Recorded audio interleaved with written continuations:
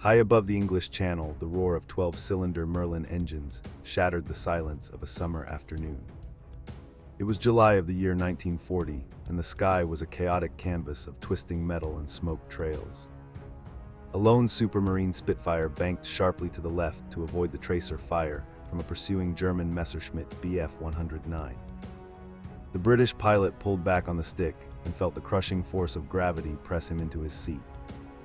Below him, the blue water of the Channel waited indifferently for the loser of this deadly duel. This was not merely a skirmish between machines, but the opening moves of a contest that would decide the fate of the entire free world. The air smelled of cordite and high-octane fuel as the fate of a nation hung by a thread. The stakes could not have been higher for the people of Great Britain during that tense summer. Across the narrow strip of water, the war machine of Nazi Germany was gathering its strength for a final death blow. The French army had collapsed, and the British Expeditionary Force had barely escaped from the beaches of Dunkirk, leaving their heavy equipment behind. Now the United Kingdom stood entirely alone against a continent dominated by tyranny. Adolf Hitler had issued Directive No. 16, which set the wheels in motion for Operation Sea Lion. This was the plan for a full-scale amphibious invasion of southern England. If the Royal Air Force could not control the skies, the German invasion barges would cross the Channel, and the last light of democracy in Europe would be extinguished. Standing in the path of this terrifying juggernaut was a man of quiet determination and steely intellect named Hugh Dowding. As the Air Chief Marshal of the Royal Air Force Fighter Command, he was the architect of the defensive system that would bear his name. Hugh Dowding was not a flamboyant leader who sought the spotlight or gave thunderous speeches to the masses. He was a pragmatic realist who understood that modern warfare was a battle of information and logistics as much as courage. Years prior, he had fought tirelessly for funding to develop radar technology and to build modern monoplane fighters. While others dismissed his concerns, he prepared for the inevitable storm. Now, as the German Luftwaffe turned its gaze toward England, the survival of the nation rested upon the preparations he had made. The question that haunted every government official and military planner in London was whether the Royal Air Force could survive against such overwhelming odds. The German Luftwaffe, led by the boastful Hermann Wilhelm Göring, possessed a numerical advantage that was truly staggering. They had thousands of combat-experienced pilots and modern aircraft that had already swept aside the air forces of Poland and France. The British defenses were outnumbered, and the pilots were often fresh from training with barely enough hours in their cockpits. Could a small island nation withstand the full fury of the greatest air force the world had ever seen? Or would the swastika soon fly over the Palace of Westminster, marking the end of the British Empire and the beginning of a dark new age? The answer to this existential question would be written in smoke and fire across the skies of southern England over the coming months. It would be delivered not by politicians in safety, but by young men in canvas-covered cockpits fighting for their lives at 20,000 feet. The struggle would push both sides to the absolute breaking point of human endurance and mechanical reliability. It would see cities burn and civilians cower in underground shelters, while the destiny of civilization was decided in the clouds. This conflict became known as the Battle of Britain, and it remains the only battle in history fought entirely in the air. The outcome would stun the world and alter the course of the Second World War forever. Before the main assault began, the German strategy focused on testing the British defenses in the English Channel. This phase was known as the Canal Camp or Channel Battles, and it targeted the coastal convoys that were vital for supplies. German dive bombers known as Junkers, Ju-87 Stukas, would scream down from the heavens with their terrifying sirens wailing. These attacks were designed to draw the British fighters out into the open, where they could be destroyed by the superior numbers of German hunters. The Royal Air Force pilots had to learn quickly that altitude and speed were life. They learned to watch the sun for enemy ambushes and to never fly in a straight line for more than a few seconds. The waters of the Channel soon became a graveyard for both British and German aircraft. The German confidence was high because they believed the British radar system was a minor nuisance rather than a critical threat. They did not understand the complexity of the Dowding system, which linked radar towers to a central filter room. Information from the radar stations flowed instantly to the underground headquarters, where members of the Women's Auxiliary Air Force moved wooden blocks across large map tables. This allowed controllers to direct fighter squadrons to intercept enemy formations with pinpoint accuracy. Instead of patrolling aimlessly and wasting fuel, the British fighters could scramble and climb to the exact altitude needed to meet the attackers. This force multiplier allowed the outnumbered Royal Air Force to appear everywhere at once, confusing the German commanders. Commanding the Vital 11 group in the southeast was a New Zealander named Keith Rodney Park. He was the man responsible for defending London and the southeast coast, which took the brunt of the German assault. Keith Rodney Park was a hands-on commander who often flew his personal Hurricane fighter to visit his airfields and encourage his pilots. He understood the tactical reality of the battle better than anyone else in the high command. He advocated for engaging the enemy as early as possible to break up their bomber formations before they could reach their targets. His leadership and cool head under pressure were indispensable assets to Hugh Dowding. Together they managed the flow of the battle like grandmasters playing a high-stakes game of chess. As August arrived, the German Luftwaffe shifted its tactics to launch a massive assault on the British airfields and radar stations. This new phase was code-named Adlertag or Eagle Day, and it marked the beginning of the most critical period of the battle. Hundreds of German bombers escorted by swarms of fighters crossed the coast to pound the airfields of 11 Group. The ground crews worked feverishly amidst the exploding bombs to refuel and rearm the returning fighters. Hangars were reduced to twisted metal skeletons, and operations rooms took direct hits. The noise was deafening, and the smell of burning rubber and aviation fuel permeated the air. Yet despite the destruction, the squadrons continued to fly. The attacks on the radar stations were particularly dangerous for the British defense network. The chain of tall steel towers along the coast acted as the eyes of the Royal Air Force.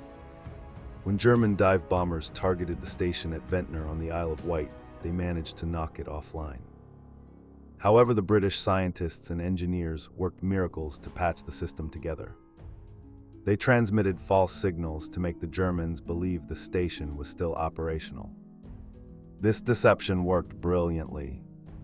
Hermann Göring concluded that the radar stations were too difficult to destroy and ordered his pilots to ignore them. It was a fatal strategic error that allowed the Dowding system to remain blindingly effective throughout the rest of the campaign. The intensity of the airfield attacks pushed the British pilots to the limit of physical and mental exhaustion. Men would fly as many as 5 or 6 sorties in a single day, often with only minutes of rest in between. They would land their planes while the airfield was under attack, and mechanics would patch bullet holes with canvas while the engines were still hot. Pilots would collapse onto the grass in their flight gear, waiting for the telephone to ring with the order to scramble again. Their faces were gray with fatigue, and their hands shook from the adrenaline of constant combat. They were running on tea and cigarettes and sheer willpower. The shortage of trained pilots became the most critical problem for fighter command as the weeks dragged on. While British factories under the leadership of Lord Beaverbrook were producing Spitfires and Hurricanes at record rates, there were not enough men to fly them. The training period for new pilots was cut drastically short, sending young men into battle with barely enough experience to handle their high-performance machines. Many of these novices were shot down on their very first mission before they could even fire their guns. The attrition rate was unsustainable, and Hugh Dowding warned the War Cabinet that fighter command was slowly bleeding to death. The margin between survival and defeat had become razor thin. Desperate for reinforcements, the Royal Air Force turned to the pilots from occupied nations who had fled to Britain. Polish and Czech and French and Belgian pilots formed their own squadrons and joined the fray. The most famous of these was the Polish 303 Squadron. These men had lost their homeland and their families to the Nazis, and they fought with a cold and ruthless fury. They often ignored the rigid British tactical formations and flew aggressively close to the German bombers before opening fire. Their accuracy and bravery became legendary. The Polish pilots taught their British counterparts that in a dogfight aggression was often the best defense. Their contribution came at the exact moment when the British morale needed it most. Among the British pilots, there were also legends in the making who inspired their comrades with acts of defiance. Douglas Robert Stuart Bader was a squadron leader who had lost both of his legs in a flying accident years before the war. Despite flying with tin legs, he became one of the most aggressive and successful aces of the battle. He had to be lifted into his cockpit, but once in the air, he was a master tactician. His refusal to accept his disability mirrored the refusal of his nation to accept defeat. Men like Bader provided the psychological steel that kept the weary squadrons fighting day after day against the endless waves of enemy bombers. Internal disagreements within the Royal Air Force Command added another layer of complexity to the battle. Trafford Leigh-Mallory, who commanded 12 Group to the north of London, advocated for a tactic known as the Big Wing. He believed in gathering 3 or 4 squadrons into a massive formation to attack the enemy in force. Keith Rodney Park argued that assembling such large formations took too long and allowed the German bombers to hit their targets before they could be intercepted. The debate created tension between the commanders, but ultimately Park's strategy of rapid interception proved vital for protecting the airfields during the critical phase. The Big Wing would have its day, but speed was currently the priority. By late August, the situation for Fighter Command was critical, as the relentless attacks on airfields were slowly grinding them down. The communication lines were damaged, and the command bunkers were operating on backup generators. If the Luftwaffe had continued this strategy for another 2 weeks, the Royal Air Force might have been forced to withdraw its fighters to the north. This would have left the southern coast open for the German invasion fleet. The German intelligence, however, failed to realize how close they were to victory. They overestimated the British strength and believed that Fighter Command was already destroyed. This intelligence failure would lead to a pivotal change in German tactics. The turning point of the battle began with a navigational error by a group of German bombers on a night raid. They drifted off course and accidentally dropped their bombs on the center of London instead of their military targets. The next morning, Prime Minister Winston Leonard Spencer Churchill was furious at the attack on civilians. He immediately ordered a retaliatory raid on Berlin. British bombers flew a long and dangerous mission to drop a small load of bombs on the German capital. The physical damage to Berlin was minimal, but the psychological impact on the Nazi leadership was devastating. Adolf Hitler had promised the German people that no enemy bomb would ever fall on their city. Enraged by the attack on Berlin, Adolf Hitler delivered a manic speech in which he promised to erase British cities from the map. He ordered Hermann Göring to switch the target of the Luftwaffe away from the Royal Air Force airfields and onto the city of London. This decision was the miracle that Hugh Dowding had prayed for. The pressure on the battered airfields and radar stations was instantly lifted. The mechanics had time to repair the runways, and the communication lines were restored. The exhausted pilots were able to get a few nights of uninterrupted sleep. While the people of London prepared for the horror of the Blitz, the Royal Air Force was given a chance to heal. On September 7th, the German Luftwaffe launched its massive assault on London, marking the beginning of the Blitz. Huge formations of bombers escorted by fighters darkened the sky over the Thames estuary. The docks in the East End were engulfed in flames that turned the night sky into a blood-red horizon. The civilian population of London faced the terror of high explosive bombs and incendiaries raining down on their homes. Firefighters worked amidst collapsing buildings and gas main explosions to contain the infernos. The suffering of the civilians was immense, but their sacrifice bought precious time for Fighter Command to rebuild its strength for the final showdown. The climax of the battle arrived on September 15th, a date now celebrated as Battle of Britain Day. The Luftwaffe launched 2 massive waves of attacks against London, believing that the Royal Air Force was on its last legs. They expected to face only a handful of surviving fighters. Instead, they were met by the full force of a revitalized Fighter Command. Keith Rodney Park had ordered every available squadron into the air. The sky over London became a swirling maelstrom of hundreds of aircraft. The German bomber crews watched in horror as squadron after squadron of Spitfires and Hurricanes dived into their formations, ripping them apart. From the ground, the people of London watched the spectacle with a mixture of fear and awe. White contrails crisscrossed the blue sky like scratches on a glass pane. The sound of machine gun fire and roaring engines echoed off the buildings. Debris from shattered aircraft rained down into the streets and parks of the city. A German bomber crashed onto the forecourt of Victoria Station, while a fighter spiraled down into the Thames. It was a visible demonstration to the world that the Royal Air Force was far from defeated. The German pilots who had been told that the British were finished found themselves fighting for survival against a determined and numerous enemy. At the headquarters of 11 Group, Winston Leonard Spencer Churchill watched the battle unfold on the plotting table. The tension in the room was palpable as the lights representing enemy formations moved toward London. He turned to Keith Rodney Park and asked about the reserves available to meet the next wave. Park replied gravely that there were none. Every single fighter was in the air. It was an all-or-nothing gamble that paid off. The German bombers, unable to withstand the ferocity of the defense, turned back in disarray. They dropped their bombs randomly over the countryside and fled back to France. The myth of German air superiority had been shattered. The defeat on September 15th was a shock to the German High Command. They realized that they could not achieve air superiority over the English Channel before the autumn weather made an amphibious invasion impossible. 2 days later, Adolf Hitler issued the order to postpone Operation Sea Lion indefinitely. The invasion barges that had been gathered in the French ports were dispersed. The immediate threat of a Nazi occupation of Britain had passed. The Royal Air Force had won a defensive victory of strategic importance. They had forced the Nazi war machine to halt its advance for the first time in the war. Although the threat of invasion was gone, the terror of the Blitz continued throughout the winter.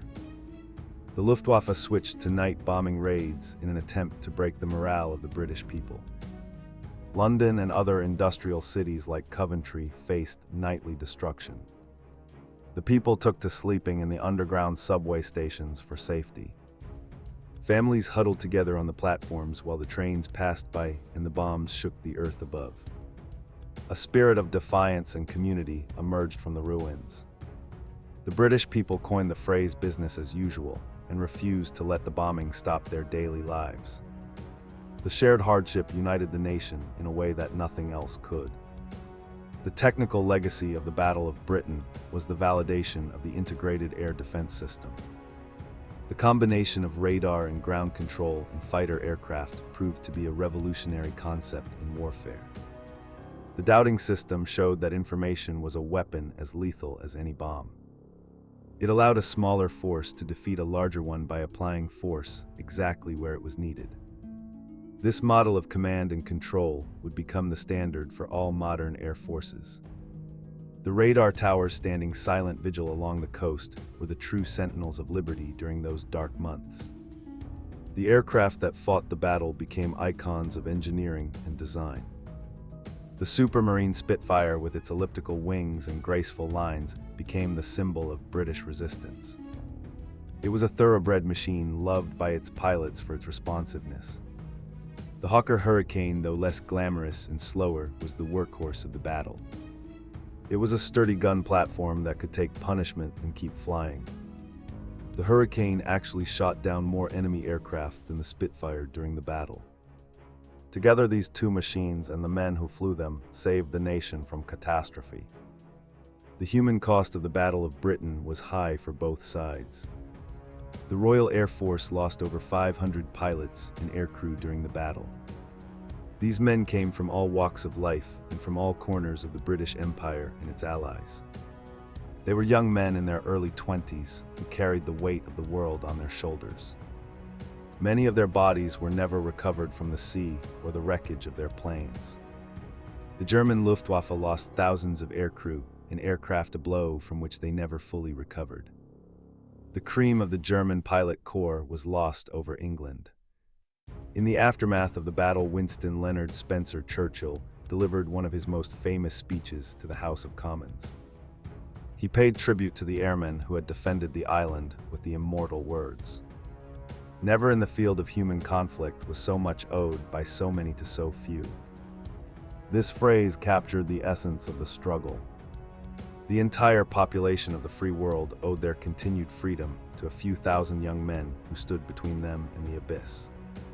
The pilots became known simply as the few, a title of honor that would last forever.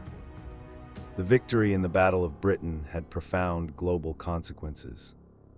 It proved to the United States and other neutral nations that Nazi Germany was not invincible. It encouraged President Franklin Delano Roosevelt to increase support for Britain through the Lend-Lease program. The survival of Britain meant that there was still a base of operations for the Allies in Western Europe. It kept the Atlantic sea lanes open and forced Hitler to turn his attention east toward the Soviet Union. This two-front war would eventually lead to the downfall of the Third Reich. Today, the Battle of Britain is remembered not just as a military victory, but as a triumph of the human spirit.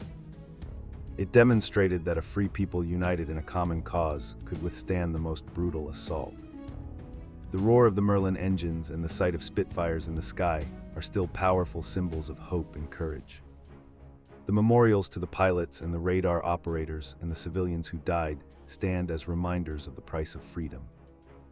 The air war that saved England from Nazi invasion remains a shining beacon in the history of the 20th century.